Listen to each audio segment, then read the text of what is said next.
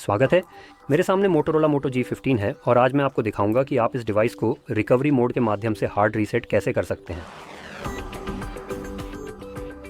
शुरू करने से पहले इस प्रक्रिया से आप स्क्रीन लॉक हटा सकते हैं अगर आपने कोई लॉक सेट किया है और आपको उसका पासवर्ड याद नहीं है।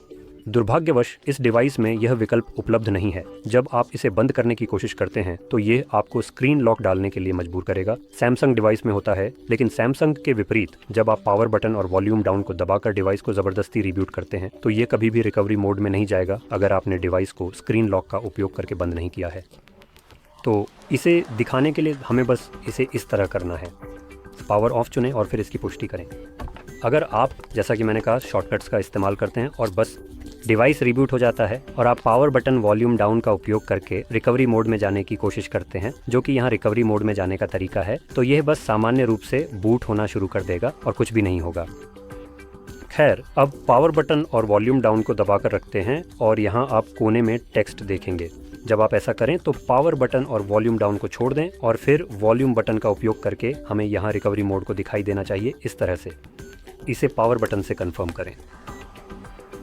अगले चरण में हमें एंड्रॉयड विद नो कमांड दिखाई देगा। ऐसा होने पर आपको पावर बटन दबाकर रखना है और उसे दबाए रखते हुए वॉल्यूम अप को एक बार दबाना है।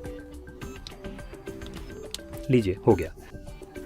तो अब रिकवरी मोड में फिर से वॉल्यूम बटन का उपयोग करके नेविगेट करें। आपको वाइप डेटा फैक्ट्री रीसेट चुनना है और फिर पावर बटन से कंफर्म करना है।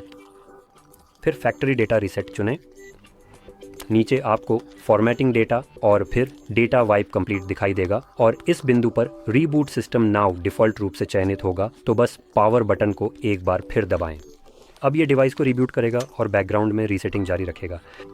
अब क्योंकि डिवाइस रीसेट प्रक्रिया जारी रख रहा है, इसमें सेटअप स्क्रीन पर वापस बूट होने में थोड़ा अधिक समय लग सकता है, तो कृपया धैर्य रखें।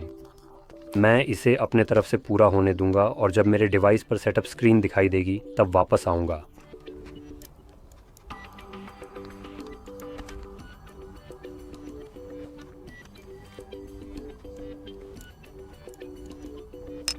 प्रक्रिया पूरी हो चुकी है। आप अपने डिवाइस को अपनी पसंद के अनुसार सेटअप कर सकते हैं। तो अगर आपको ये वीडियो मददगार लगी हो तो लाइक और सब्सक्राइब करना ना भूलें और देखने के लिए धन्यवाद।